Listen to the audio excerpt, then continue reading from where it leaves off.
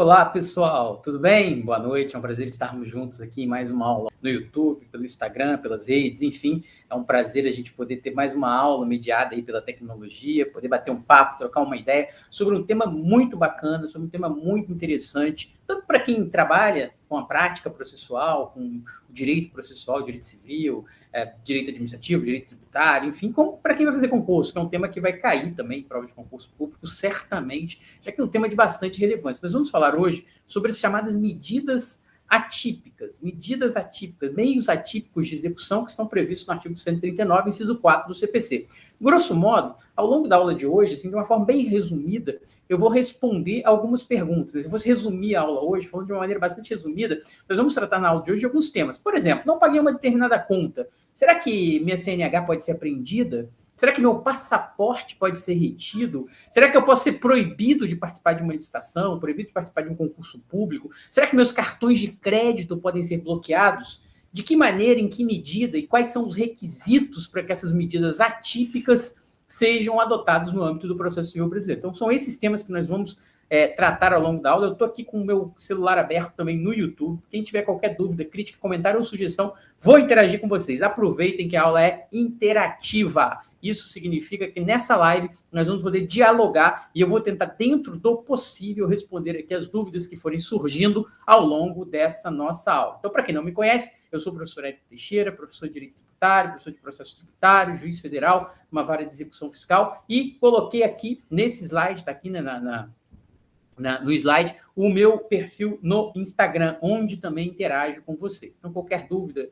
crítica, comentário, sugestão, eu também interajo com vocês nesse perfil do Instagram. Então, respondo lá as caixinhas, coloco alguns posts úteis, até divulgo também essas nossas aulas. Então, estou acompanhando aqui no YouTube. Pessoal, dê uma movimentada aí, comentário, já vi aqui um boa noite. Andréia é sempre presente. Ivan, boa noite, Ivan. Pessoal, vamos lá. Quem aqui já sabe, quem aqui considera que conhece bem esse tema das medidas atípicas? Coloca aqui, você conhece bem esse tema? Você já estudou isso em algum local? Você já trabalhou em algum caso que houve uma medida atípica? Você consegue entender os requisitos para essas medidas atípicas? Coloque aqui para mim, por favor, o que você acha desse tema. Deixe o seu boa noite, deixe o seu olá aqui para que a gente possa interagir aqui ao longo da aula. Então, nessa aula de hoje, eu vou começar a aula tratando das medidas atípicas, né, principalmente tratando da decisão do Supremo Tribunal Federal, mas eu não vou tratar só da decisão do Supremo Tribunal Federal, nós vamos falar também de algumas decisões do Superior Tribunal de Justiça, porque nós não vamos tratar apenas da constitucionalidade em tese, da constitucionalidade em abstrato da medida, mas sim dos requisitos para que a medida possa ser implementada na prática, nos casos concretos, quando é cabível, quando não é cabível, qual é o caminho que deve ser observado. E para chegar lá, a nossa trajetória na aula de hoje, ao longo dessa noite, ela vai passar um pouco por entender o que são essas medidas atípicas, como elas surgiram, onde elas estão previstas e de que forma e quando elas podem ser aplicadas. Então, ao longo dessa aula, eu vou começar essa aula de hoje com uma pergunta que eu proponho a vocês, né? O que está previsto atualmente no Código de Processo Civil de 2015, né? Qual foi a origem, o que deu margem a toda essa discussão das medidas atípicas? O que está previsto no Código de Processo Civil de 2015? E aí, nós temos no artigo 139, inciso 4, um dispositivo que diz o seguinte: o juiz dirigirá o processo conforme as disposições desse código, incumbindo-lhe determinar todas, vejam que eu já negritei aqui, né, que eu destaquei a palavra todas, porque é uma palavra que demonstra a amplitude das medidas que podem ser determinadas pelo magistrado.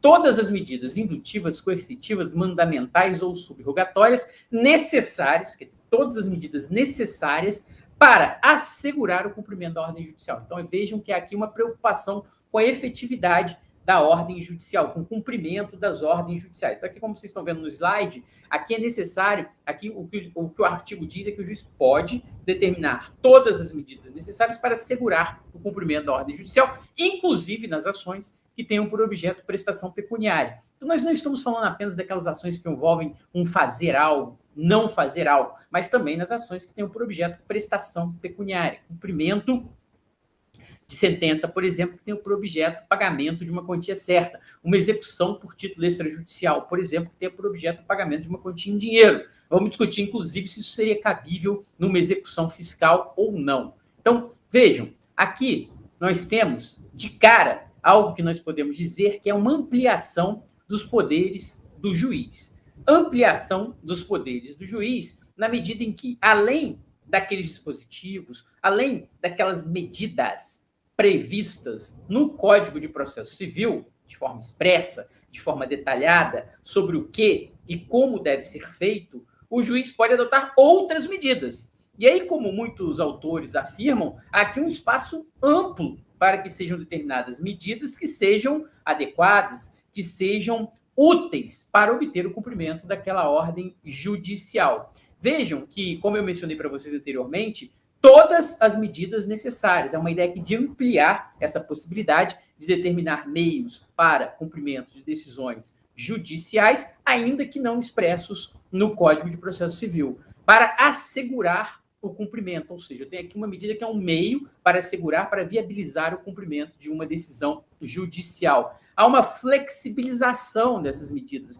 porque eu não estou trabalhando mais com uma tipicidade fechada aqui. Eu não estou trabalhando mais só com medidas previstas expressamente para cumprimento de sentença, para execução por título de defesa judicial, para cumprimento de ordem judicial. Tem uma flexibilização, inclusive quanto à permissão da adoção dessas medidas para cumprimento de obrigações pecuniárias, inclusive. Nós vamos tratar disso mais à frente. Como eu disse, há um espaço aqui para uma certa criatividade do exequente, do credor, do advogado, que litiga nesse processo e que busca obter a satisfação do seu crédito, que busca a efetividade da decisão judicial. E também nós podemos dizer, então aqui, criatividade, e aí nós podemos fazer a seguinte indagação. Né? Por que esse nome? Medidas atípicas. Imagine que você está fazendo uma prova de concurso público, ou você se depara com um caso concreto e aparece medidas atípicas. Por que atípicas? Esse termo atípica, na verdade, significa que nós teríamos determinadas medidas executivas, determinados meios de cumprimento da ordem judicial, que são típicas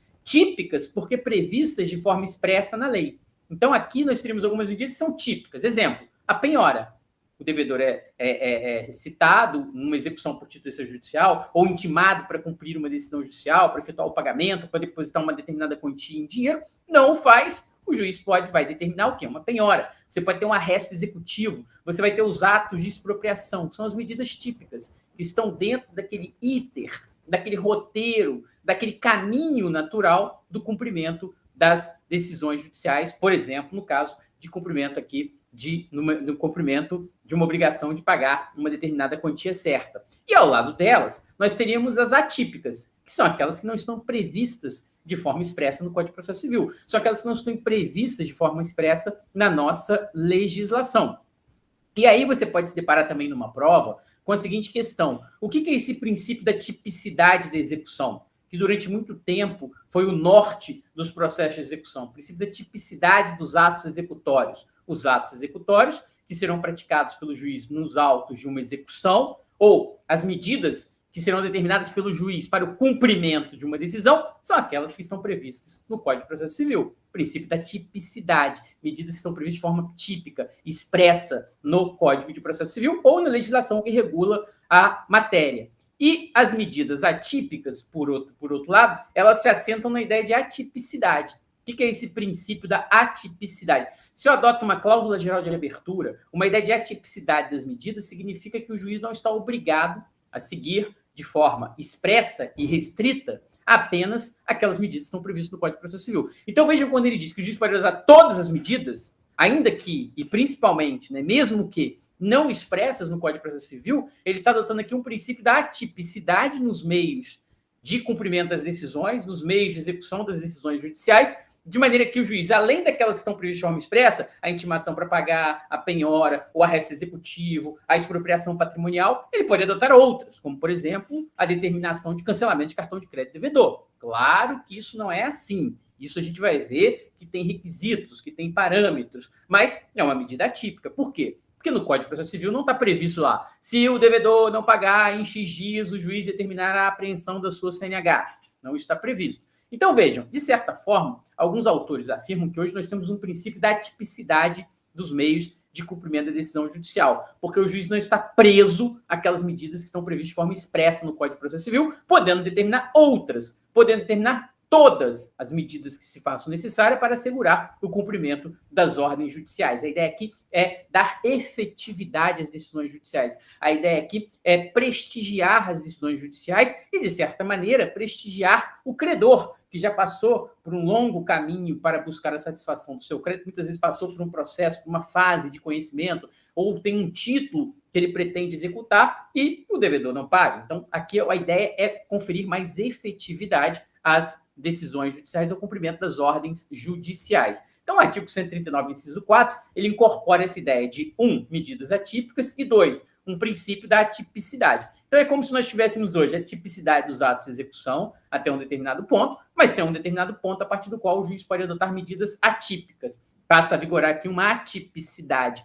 na determinação de determinados meios para que se faça cumprir as ordens judiciais. Então, prosseguindo aqui, eu faço a seguinte indagação para vocês. Será que essas medidas, chamadas de medidas atípicas, elas são uma novidade do Código de Processo Civil de 2015? Elas surgiram no direito brasileiro, no direito processual brasileiro, apenas no ano 2015, com o novo Código de Processo Civil, com o Código de Processo Civil de 2015?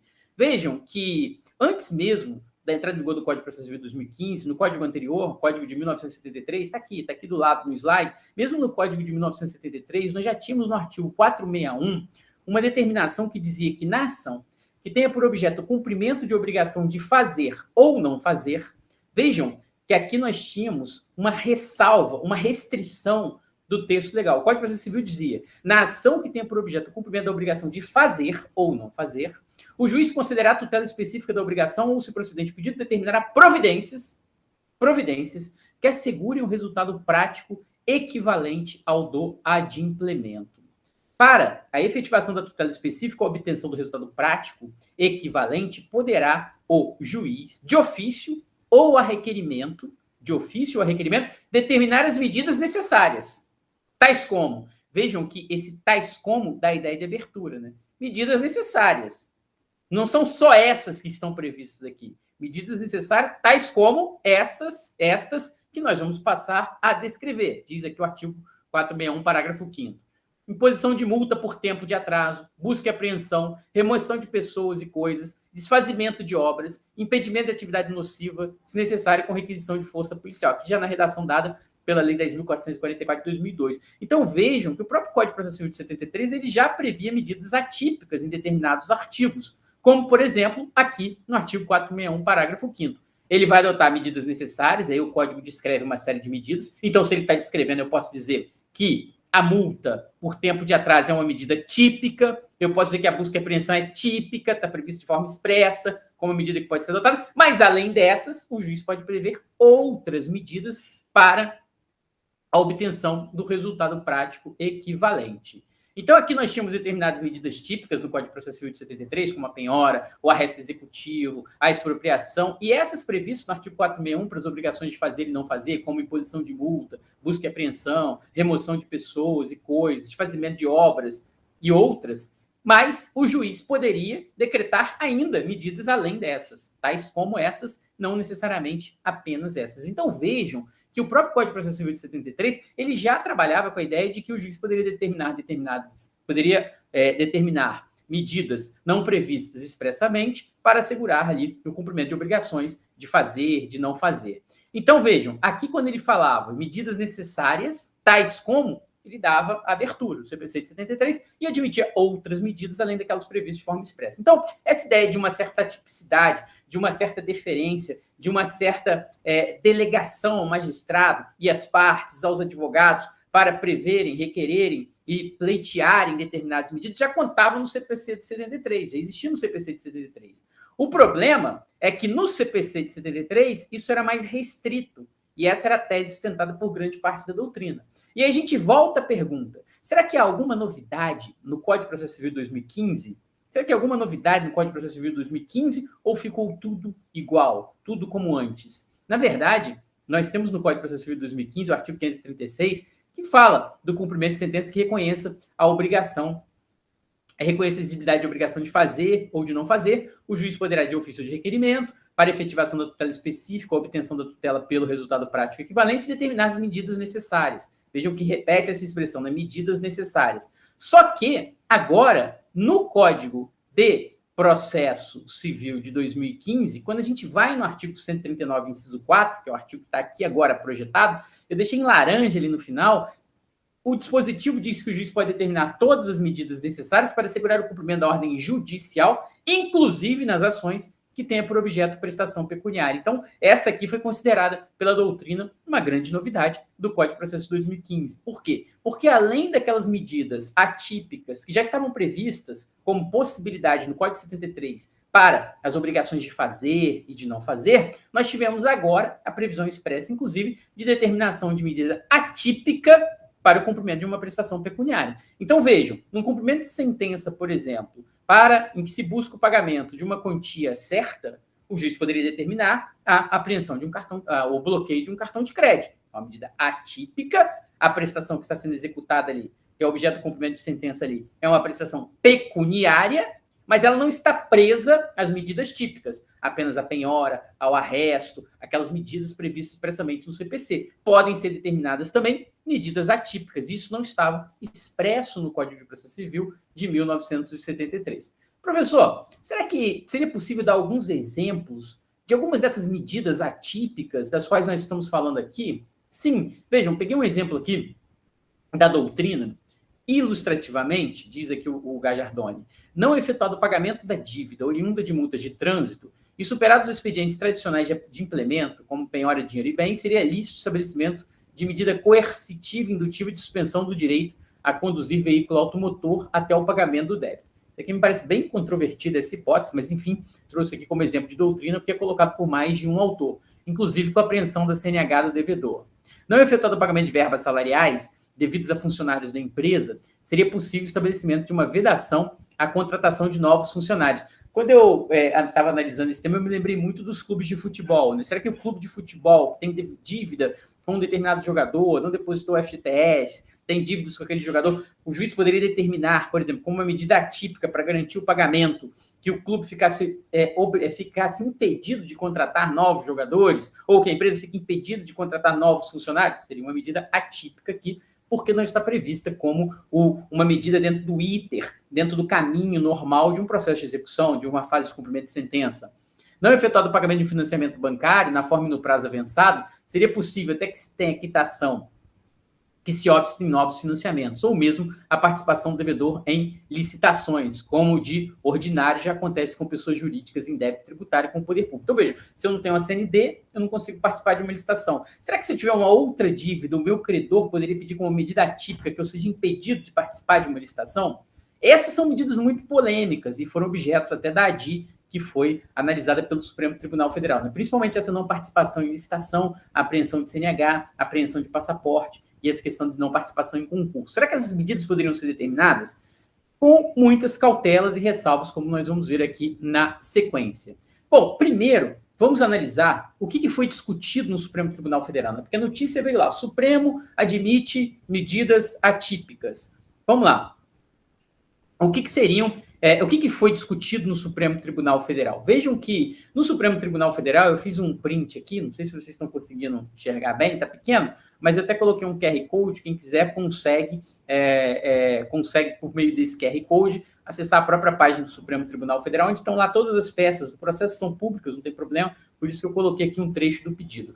Declarando inconstitucionais como possíveis medidas coercitivas, indutivas ou subrogatórias oriundas da aplicação daquele dispositivo, 139.4, apreensão da Carteira Nacional de Habilitação, suspensão do direito de dirigir, apreensão de passaporte e a proibição de participação em concurso público e em licitação pública. Pelos mesmos motivos, ele elenca vários artigos aqui que conferem essa possibilidade ao magistrado de adotar medidas necessárias ao cumprimento de decisões judiciais, aqui tem vários citados, a gente vai estar no próximo slide, a gente vai analisar, também seja declarada essas medidas. Quer dizer, de certa forma, a ADI aqui está dizendo o seguinte, olha, o juiz até pode adotar medidas que não estejam expressas no CPC, mas não essas, porque essas seriam, não essas, nem outras parecidas com essas, embora essas tenham sido elencadas expressamente, porque essas são muito invasivas, porque essas representariam violação aos direitos fundamentais do devedor. Então, veja, o que eles colocaram aqui expressamente nessa ADI, na petição inicial da ADI, Ação Direta de Inconstitucionalidade 5941. Apreensão de carteira de habilitação, suspensão do direito de dirigir, apreensão de passaporte e proibição de participação em concurso público e em licitações. Foram aqui as medidas atípicas que foram mencionadas expressamente nessa ADI, e o que se pedia era que fosse declarada a inconstitucionalidade da decretação dessas medidas com base no artigo 139, inciso 4. E aí, não só o 109, inciso 4, né? O 109, inciso 4 o dispositivo principal, mas depois, quem tiver curiosidade, pode fazer a leitura do artigo 297, 390, 400, 403, 536 e 773 do Código de Processo Civil, que são todos artigos que, de certa forma, tratam também dessa questão, de medidas, de meios necessários ao cumprimento de ordem judicial que não estão expressos, que não estão previstos de forma típica no CPC.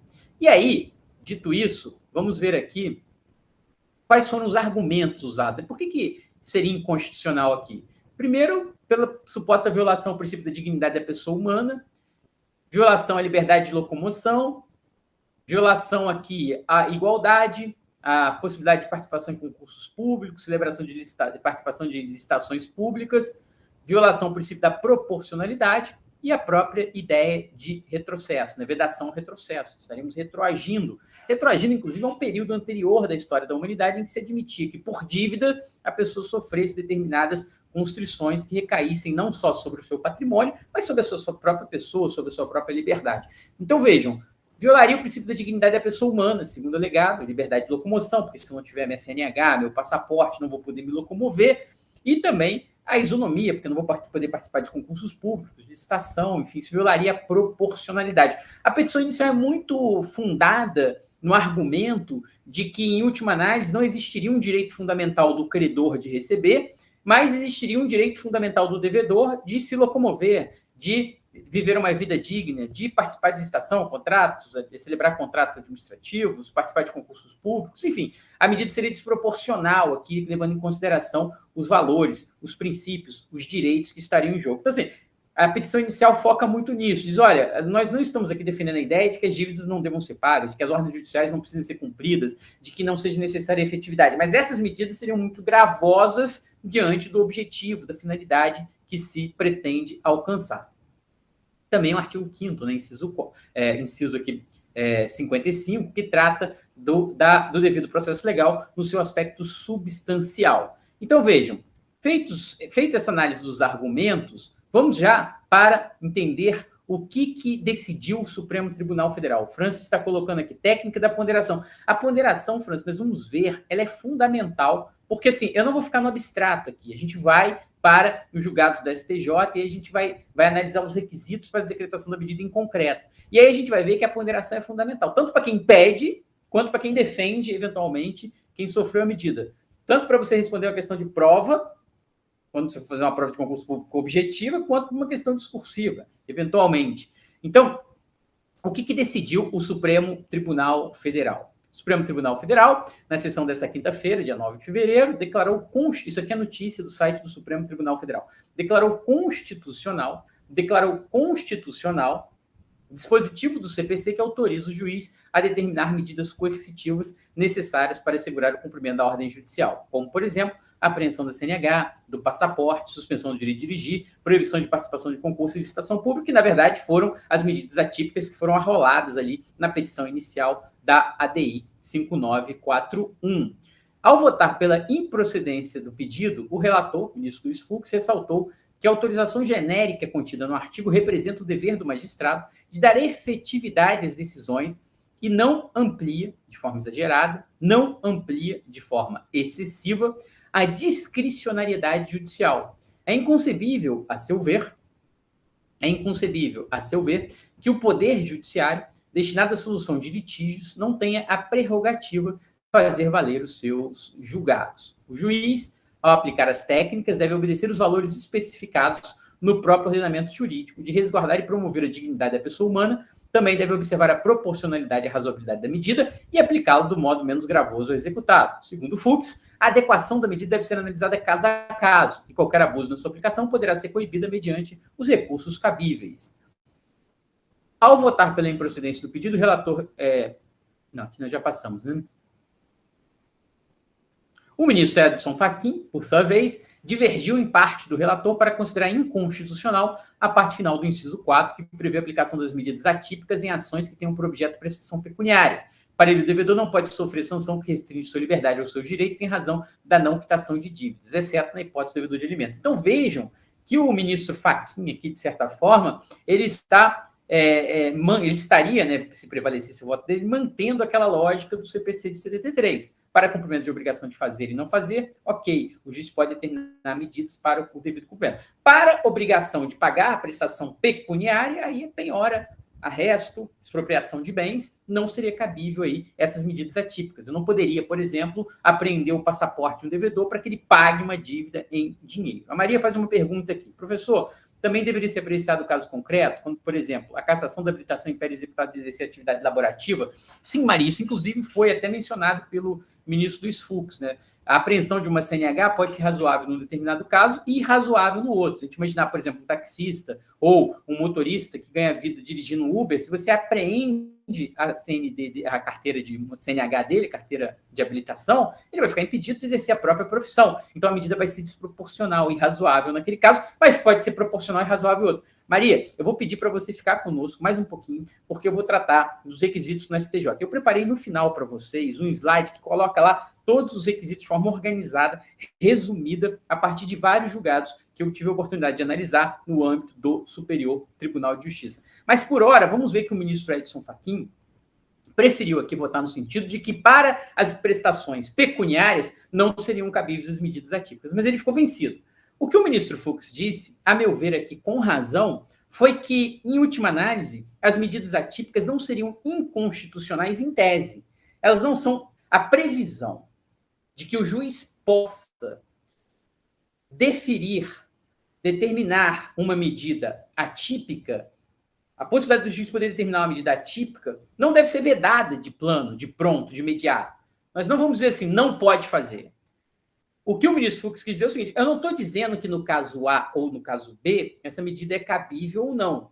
Na verdade, em tese, são cabíveis as medidas atípicas, o dispositivo não é inconstitucional. Agora, a razoabilidade, a proporcionalidade, os requisitos para o cabimento tem que ser visto caso a caso, porque vai ter caso que talvez seja necessária a adoção dessa medida. Mas aí eu vou analisar, por meio dos recursos cabíveis, se a medida vai ser devida ou indevida. Aplica-se a execução fiscal? Pergunta aqui o Silvério. Então, nós tivemos temos algumas decisões do STJ, eu vou responder todas as perguntas. Eu já peguei várias perguntas que mandaram pelas redes e também peguei alguns questionamentos que foram feitos pelo meu perfil no Instagram, enfim, eu vou responder as perguntas. Então, por exemplo, aplica-se a execução fiscal? Eu não queria me adiantar, mas eu vou me adiantar um pouquinho. Tem alguns julgados dizendo que não, nós vamos ver por quê. Mas vamos, por hora, trabalhar aqui com o tema mais interessante, talvez, da aula de hoje, que seria o seguinte, quais os requisitos da medida, né? Bom, será que o meu passaporte pode ser apreendido? Minha carteira de motorista pode ser...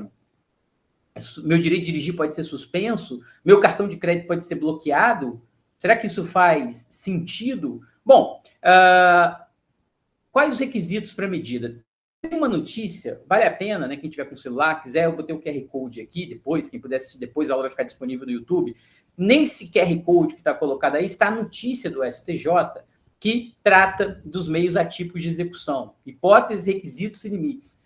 O título é excelente, inclusive, né? Hipóteses de cabimento, requisitos para que seja deferida e limites que devem ser observados quando a medida for analisada, for adotada. Então, o objetivo aqui não é que vocês leiam a notícia aqui. Eu botei o QR Code, está lá a notícia do site do STJ. E por que eu botei essa notícia aqui? Por que eu acho ela relevante? Porque nessa notícia aqui no final, tem lá vários julgados do STJ, tanto em habeas corpus, quanto em recurso especial, em que foram analisados casos concretos em que se discutiam as medidas adotadas pelo juiz. Então, apreensão de passaporte, apreensão de CNH, cancelamento de cartão de crédito. Então, nós tivemos ali casos concretos analisados pelo Superior Tribunal de Justiça. Então, aqui, eu elenquei alguns, né? O RESP, 1.864.190, peguei o item 7 da ementa, que fala o seguinte, a adoção de meios executivos atípicos é cabível desde que verificando-se a existência de indícios de que o devedor possua patrimônio expropriável, tais medidas sejam adotadas de modo subsidiário,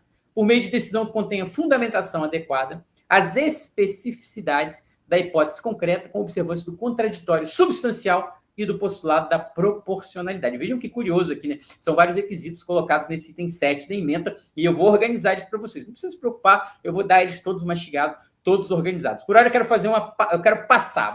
Imagine que você está fazendo um passeio panorâmico, olhando do alto a floresta. Agora você não está focando em nenhuma árvore específica. Você está passeando pela cidade, olhando os pontos turísticos, sem se preocupar em ter atenção a um determinado ponto específico. A gente vai passar pelos temas e depois eu volto e vou falar especificamente num slide organizado sobre esses requisitos.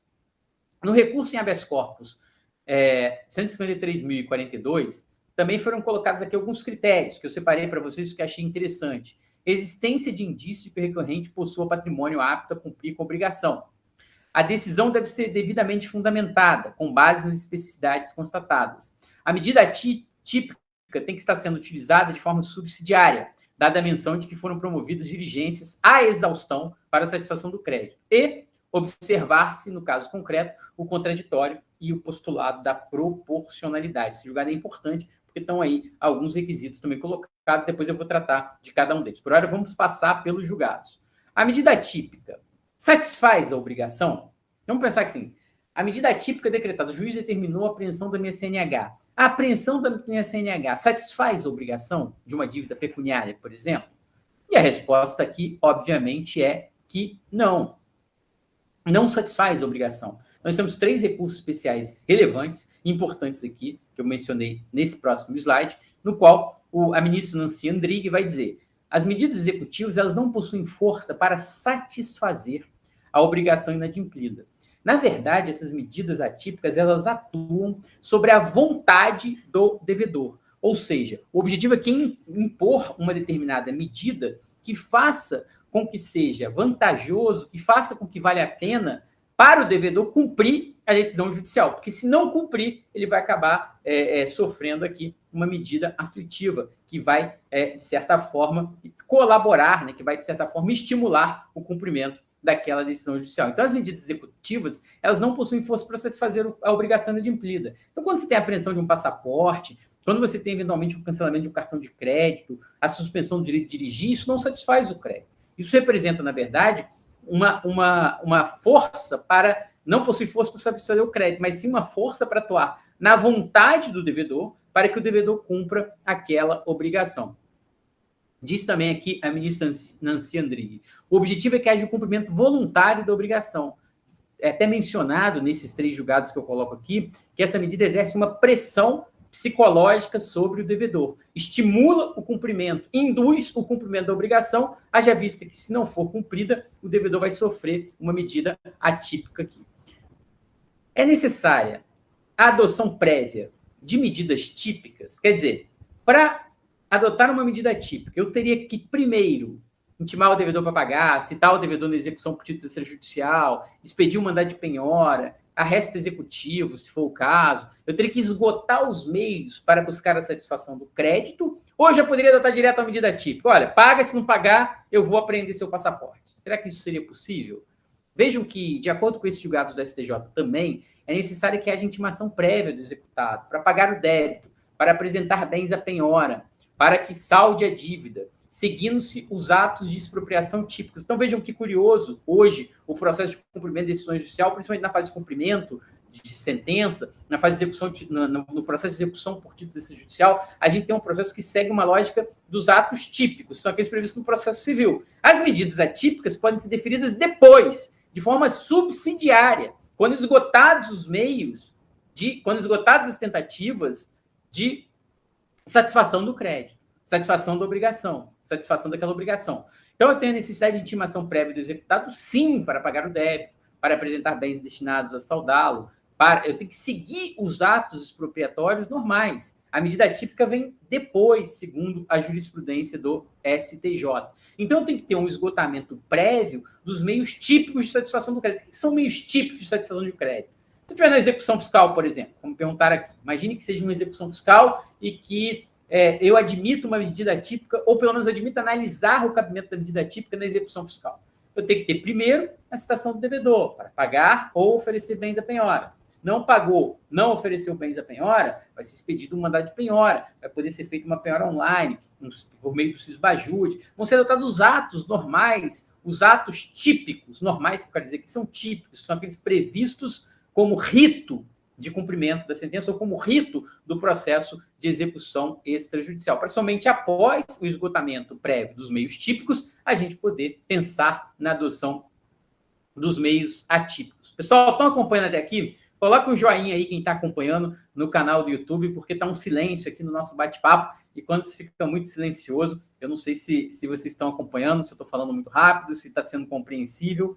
Coloca aí, ó, o Daniel colocou um ok, obrigado, Daniel. Juliana, obrigado. Coloque show. Estão acompanhando, pessoal? Agora o curso ênfase perguntou aqui. Deem sinal de vida aí, porque senão parece que a gente ficou com a sensação de estar falando para as paredes aqui. Enfim, espero que vocês estejam gostando. Estão gostando? Se quem estiver gostando aí, bota aí. Tá legal? Tá muito rápido? Tá devagar? Tá muito demorado? Enfim, coloquem aí um feedback para que a gente possa ajudar e para que a gente possa interagir também. Então, vamos lá. A decisão precisa ser fundamentada? Mete marcha, professor. Gostei dessa, hein? Sim, estamos. Está sendo ótimo, muito esclarecedor. Muito bom. Obrigado, pessoal. Então, vou seguir. A decisão precisa ser fundamentada? Será que eu teria que fundamentar a decisão? Vejam que essa pergunta parece óbvia, né? As decisões judiciais têm que ser motivadas, tem que ser fundamentada. Então, como é que vai ter uma medida típica sem fundamentação? É que, em alguns casos que chegaram no STJ, o caso chegou lá da seguinte forma: não cabe medida típica porque vai ser invasivo demais ao patrimônio do devedor. Ou cabe a medida típica porque ele não pagou, não nomeou bens à penhora, não foram localizados bens, então cabe a medida típica. E aí, essa fundamentação aqui, o detalhe, o pulo do gato aqui, é que não é uma fundamentação qualquer. O que se quer é uma fundamentação substancial. O que é essa fundamentação substancial? A necessidade da medida, a adequação da medida, a efetividade que aquela medida pode trazer para aquele caso concreto. Então, veja, não é dizer assim, o devedor não pagou, então vou determinar uma medida típica. Não é isso. Eu tenho que ter uma fundamentação substancial, segundo o Superior Tribunal de Justiça. A decisão deve ser devidamente fundamentada a partir das circunstâncias específicas do caso. Então, em todos esses casos analisados pela ministra Nancy Andrigues, esses 3 recursos especiais estão colocados aqui em cima, né? Aqui. Nesses 3 recursos especiais, ela fala, a decisão tem que levar em consideração as circunstâncias específicas do caso concreto. Não cabe aqui argumentação genérica. Não vem me dizer, conforme o artigo 139.4, defiro. Não, tem que ser aquela fundamentação mais rigorosa que se exige hoje, como o próprio Código de Processo Civil exige, para que uma decisão possa ser considerada fundamentada. É preciso que haja meios de satisfazer o crédito? Girliane, obrigado. Sou sua aluna, gosto da didática, obrigado. Aula muito boa, valeu, pessoal. Vamos seguir aqui. É preciso que haja meios de satisfazer o crédito? Não entendi essa pergunta, professor. Assim, eu posso decretar uma medida típica se o devedor não tiver bens, não tiver meios de satisfazer o crédito? Não, isso não faz sentido.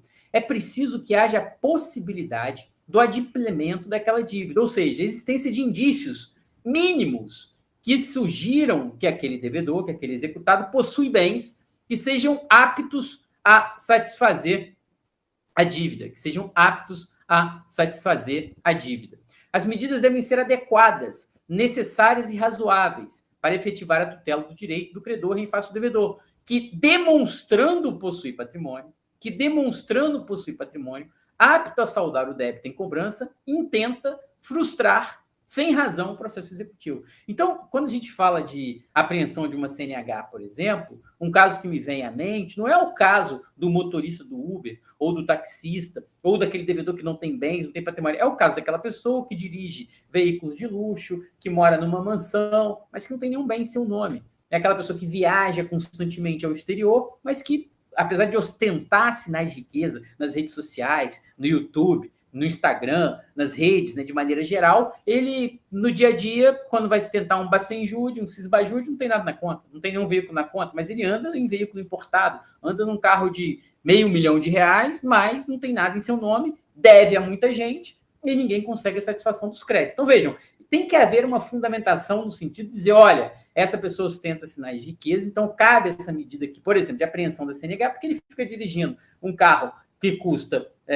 milhares de reais, muitos milhares de reais, mas não tem veículo em nome dele. Então, qual é a justificativa, então, para que ele não pague essa dívida, se ele ostenta esses sinais exteriores de riqueza, se ele aparentemente usa de laranjas para pagar despesas que são incompatíveis com a situação de penúria que ele apresenta aqui quando comparece ao Poder Judiciário para dizer que não tem bens para satisfazer o crédito. Então, nessa hipótese, a gente pode discutir se seria razoável ou não a medida. Agora, na hipótese de um motorista de Uber, de um taxista que usa aquilo como uma ferramenta de trabalho, aí não parece, a meu ver, né, na minha opinião aqui em tese, não fazia nenhum sentido medir ali, determinar ali a apreensão da CNH. A gente vai ver isso mais à frente. Por quê?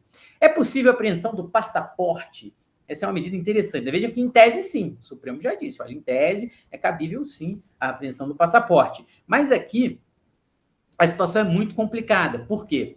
Porque a apreensão do passaporte foi considerada, em alguns julgados do STJ, uma das etapas mais gravosas quando a gente pensa numa medida atípica. Porque, sim, a apreensão do passaporte acaba interferindo no direito de locomoção da pessoa. A pessoa não vai poder sair do país, não vai poder entrar no país, então ela vai estar com o passaporte apreendido. Então, tem alguns julgados do STJ que vai dizer o seguinte: a apreensão do passaporte enseja de embaraço a liberdade de locomoção do titular, que deve ser plena. E, enquanto medida executiva atípica, não prescinde, como afirmado, da demonstração de sua absoluta necessidade e utilidade, sob pena de atingir indevidamente um direito fundamental de índole constitucional. Então, pode apreender o passaporte, o STJ está dizendo aqui nesse recurso em habeas corpus, e vejam que curioso, né? Recurso em habeas corpus.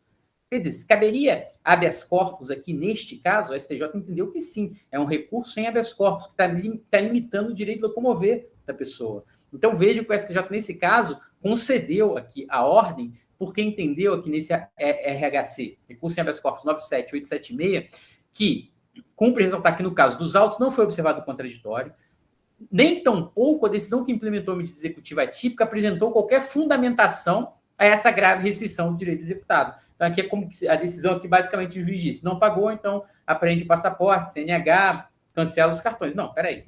Para apreender o CNH, você tem que fazer uma relação fundada entre a restrição que você está impondo e de que maneira essa restrição se justifica naquele caso e de que modo ela vai colaborar para o cumprimento da decisão judicial. Um outro caso interessante aqui, em que o STJ decidiu de forma contrária.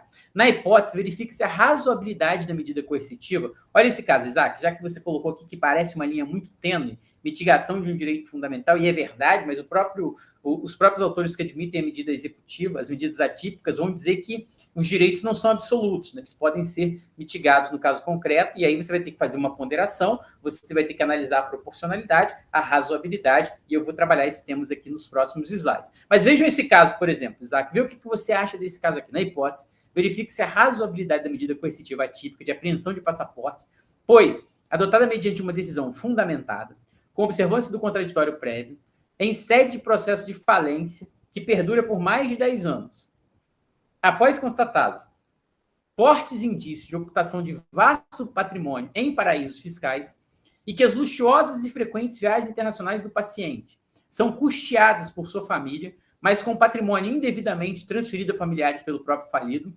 tudo como forma de subtrair-se pessoalmente aos efeitos da quebra. Aqui, nesse caso, o STJ, voltando aqui, entendeu razoável a medida. Então vejam que a linha realmente é muito tênue. Num caso ele disse, a decisão não está fundamentada. No outro ele disse, não, aqui eu entendo que a decisão está fundamentada. Por quê? Porque houve aqui uma falência, o falido, responsável pelo processo da falência, não tem nenhum bem em seu nome, vive uma vida luxuosa, mas não paga os seus devedores. Faz viagens ao exterior, o dinheiro provavelmente foi destinado a paraísos fiscais, então seria cabível a apreensão do passaporte para que ele não possa ficar viajando em viagens de luxo enquanto essas dívidas não são honradas. Mas eu concordo que é um limite muito tênue, sim. É possível decretar essas medidas numa ação de improbidade administrativa? Vejam que essa discussão parece um pouco com a pergunta que me fizeram aqui da execução fiscal.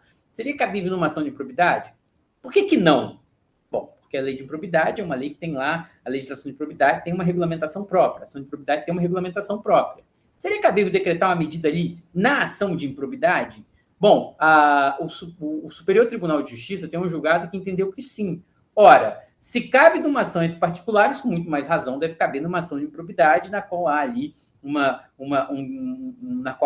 vamos dizer assim, um prejuízo a dinheiro público, a fazenda pública. Então, o STJ entendeu nesse RESP cabível, sim, 1.929.230, e aí colocaram aqui quem pode o mais, pode o menos. E aproveitando essa provocação, eu faço a seguinte pergunta: seria cabível, então, em execução fiscal? Foi uma das perguntas que foram colocadas aqui.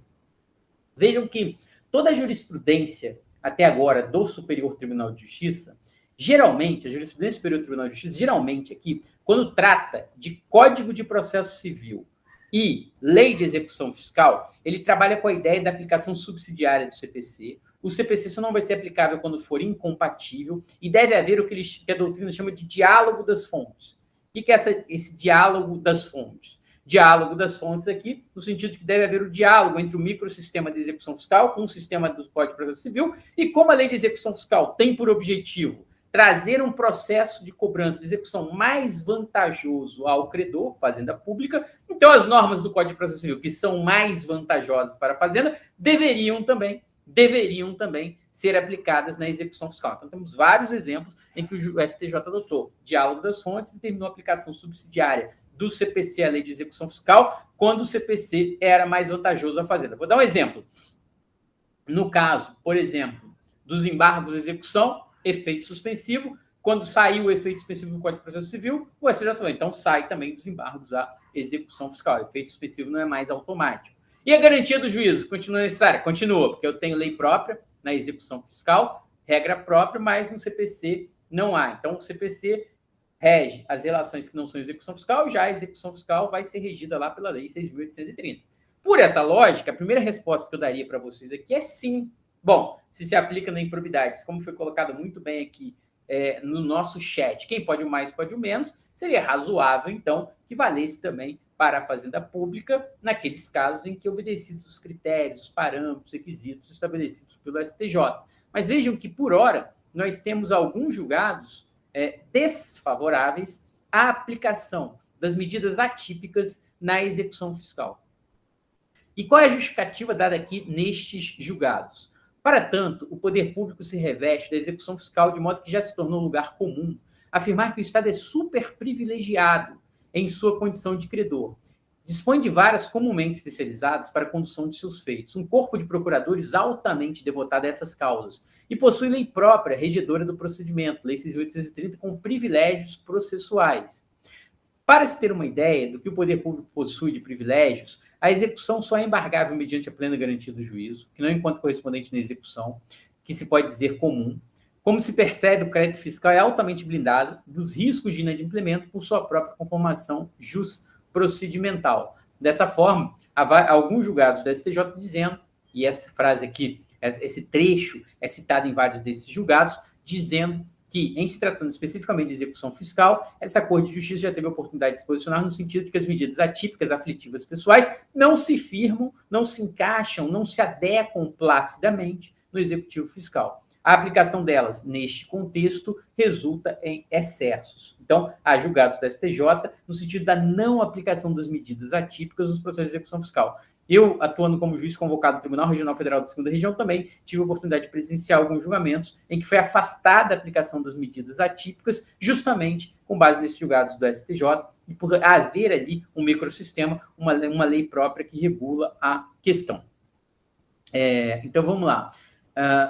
Francis, meu tema da monografia será a suposta constitucionalidade da exigência para embargar a execução fiscal. Aqui, Francis, eu não quero abrir um parênteses muito rápido. Aqui, na verdade, assim, essa exigência já foi bastante mitigada, né? Ela foi considerada constitucional, né? Ou ela, de maneira geral, ela é considerada constitucional, vem sendo exigida, mas ela foi bastante mitigada, porque o STJ entende que quando o devedor não possui bens, se ele provar que não tem como garantir o juízo, os embargos devem ser aceitos mesmo sem garantia da execução fiscal. Maria, essas medidas parecem ter como objetivo buscar a satisfação de débitos, inclusive fiscais, cujos executados se valem de meios escusos na aquisição de patrimônio. É a impressão que eu tenho. Sim, essas medidas têm como objetivo buscar a satisfação de débitos, né, de créditos do credor, de débitos do devedor, inclusive fiscais. Então, eu também acho que, a depender do caso concreto, seria razoável analisar o cabimento ou não da medida.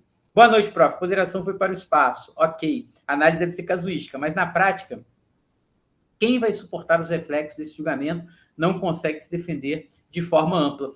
Olha, Paulo, eu fiquei com a impressão, analisando vários julgados sobre essas medidas atípicas, de que há bastante defesa nesses processos, e vi vários casos em que, principalmente o Superior Tribunal de Justiça, Em alguns casos, mantendo decisões dos tribunais de justiça que entenderam que não cabia medida naquele caso específico, ou reformando decisões de tribunais de justiça, tribunais de segundo grau, para entender que deveria ser melhor fundamentado, deveria ser analisado o caso concreto. Então, me parece que tem havido esse direito de defesa, sim. Posso estar enganado, né? Você, como advogado, talvez tenha muito mais casos, tenha visto muito mais casos que eu, mas, de certa forma, eu tenho visto a discussão, pelo menos, do que eu analiso da jurisprudência. E aí, vamos fazer um resumo, então. O professor falou muita coisa, o ritmo foi acelerado, o tempo passou. Então, vamos fazer um resumo aqui sobre o cabimento e os requisitos desta medida, e eu vou abrir espaço para a gente poder interagir, conversar um pouco aqui. Vamos lá. Não paguei. Posso ter meu passaporte apreendido? Vejam que aqui é um salto gigantesco, né? Entre o não pagar e ter o passaporte apreendido, há todo um caminho, né? Teria que haver um processo de execução, a observância dos meios típicos, a necessidade da medida, a adequação, a possibilidade de satisfação do crédito. Então, não é simplesmente não paguei uma conta de luz, meu passaporte vai ser apreendido. Não paguei minha conta de gás, a minha CNH, o meu direito de dirigir vai ser suspenso. Não paguei um débito com a Fazenda Pública, o meu cartão de crédito vai ser cancelado. Não é bem assim que funciona. Nós vimos que existem vários requisitos exigidos para o STJ para o deferimento da medida. Embora a medida atípica seja constitucional em tese, nós temos os requisitos para o deferimento no caso concreto. Então, vejam, alguns pontos importantes para nós trabalharmos aqui. Primeiro deles, agora vamos um resumo esquematizado para vocês. Medida atípica é uma punição? Não, nós não podemos entender uma medida típica como uma medida punitiva. Se você não pagar, eu vou te impor um ônus, eu vou te impor uma sanção, eu vou te impor uma punição. Não pagou? Então vai ficar sem passaporte. Não pode, de acordo com a jurisprudência. A medida típica ela não representa uma sanção. Ela não é um meio, ela não é um fim em si mesmo. Ela é um meio para se obter a satisfação do crédito. Então, assim, jamais pode ser aplicada como uma punição. Então, aqui, o Paulo Henrique, aqui é advogado. Se estiver atuando num caso concreto, por exemplo, sobre essa questão, a primeira coisa é verificar no caso concreto se aquela medida atípica está sendo colocada como um meio para se alcançar um resultado ou se foi simplesmente infligir, impor uma sanção, um sofrimento àquele devedor. Não é o caso. Tem que haver uma correlação entre a medida decretada e a possibilidade de se obter a satisfação do crédito. Medida atípica, como eu disse, é um meio, é um caminho, é uma maneira de se obter a satisfação do crédito que pode ser útil em determinados casos. A medida atípica, ela representa um estímulo, ou, como disse a ministra Nancy Andrighi, citando doutrina, uma pressão psicológica para que vale a pena o devedor cumprir voluntariamente a obrigação. Então, assim, é melhor você cumprir a obrigação, porque se você não cumprir, eu vou tirar aqui essa possibilidade de você continuar levando essa vida luxuosa com viagens ao exterior, porque você não vai ter mais o seu passaporte. Então, vejam que é complicado, cabe a ponderação no caso concreto, direitos fundamentais envolvidos, tudo isso eu concordo. Mas vejam, a medida atípica caberia nesse espaço em que ela represente não uma punição, mas sim um meio que represente um estímulo, uma pressão psicológica para fazer com que o devedor tenha o objetivo, a intenção de cumprir aquela obrigação, principalmente se ele puder cumprir a obrigação. E esse é um ponto fundamental. Vejam que ela é subsidiária. Então, assim, ninguém pode sair adotando medidas atípicas como primeira tentativa, como primeira modalidade de se obter a satisfação de um crédito. Ela só vai ocorrer depois de percorrido aquele iter, aquele caminho dos meios típicos de cobrança na via judicial. Então, se eu estiver falando de uma execução fiscal, por exemplo, como eu disse, vai ter que haver aceitação, vai ter que haver a possibilidade do devedor pagar, oferecer bens à penhora. Na execução, você vai ter expedição de um mandado, pode ter um arresto, pode ter indisponibilidade de bens, depois de adotar todos os meios.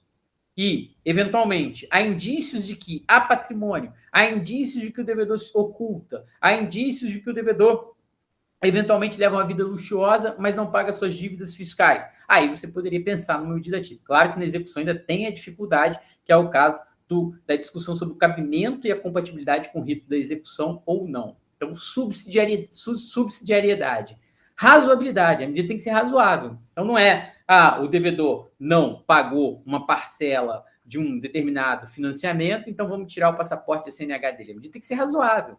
Tem que haver uma relação razoável, fundada com o resultado que se pretende obter. A gente tem que aplicar aqui a ideia de proporcionalidade, está em todos os julgados praticamente que tratam de medidas atípicas.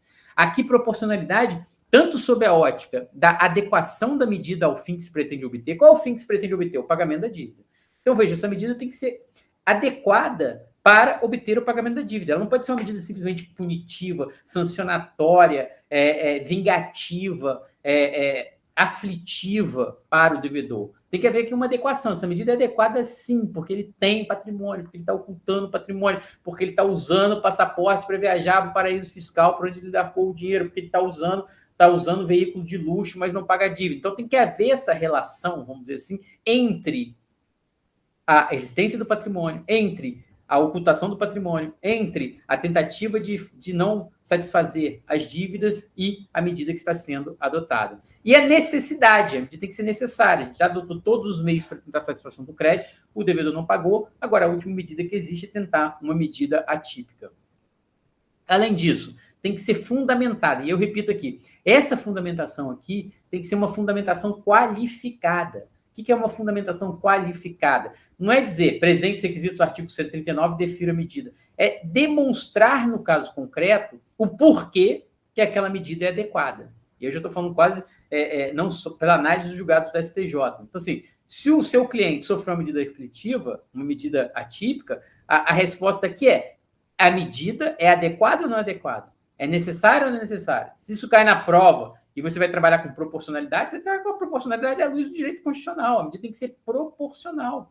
Proporcionalidade, inclusive, em sentido estrito, para saber se o prejuízo que ela impõe justifica o benefício que a medida traz. Ela tem que ser adequada, ela tem que ser necessária. E a restrição que ela vai impor à luz da ideia de tentar reduzir ao mínimo, né, tentar fazer o menor ônus possível ao devedor, tem que ver se aquela medida se justifica naquele caso concreto. A fundamentação é uma fundamentação qualificada. A fundamentação diz o seguinte, neste caso, justifica-se a suspensão do direito de dirigir por isso, e essa medida vai viabilizar, ou pelo menos pode contribuir para o cumprimento da decisão judicial da seguinte forma. Essa é a fundamentação que se exige. Então, por exemplo, naquele caso lá do passaporte. Num caso, o STJ disse, olha, aqui simplesmente ele não pagou e aí foi determinada a apreensão do passaporte conforme requerido pelo credor. No outro caso, não. No outro caso, era uma falência, as dívidas não foram pagas, o devedor tinha várias dívidas, suposto patrimônio significativo colocado em nome de terceiros, em paraísos fiscais, vida luxuosa, ostentação, viagens ao exterior. Então, apreensão de passaporte, foi considerada razoável, adequada, proporcional no caso. Eu não estou entrando no mérito, até porque a gente não tem os casos concretos, mas eu estou tentando fazer essa distinção para não trabalhar com a ideia de que simplesmente é possível pedir uma medida pelo fato de não ter havido pagamento. E aí tem uma outra medida aqui, na item 8, que é a possibilidade. Quer dizer, a medida atípica, o meio atípico adotado, ele não pode ser implementado se não houver a possibilidade de satisfação daquele crédito pelo devedor. E esse é um ponto que muita gente erra.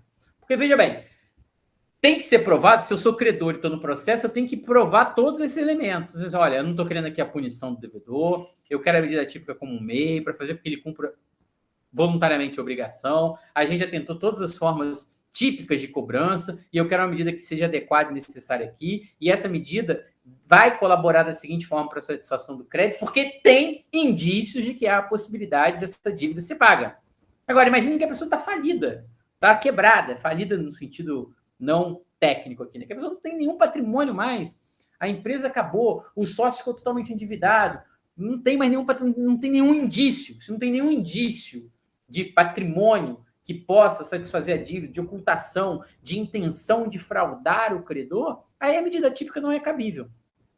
E esse ponto é relevante.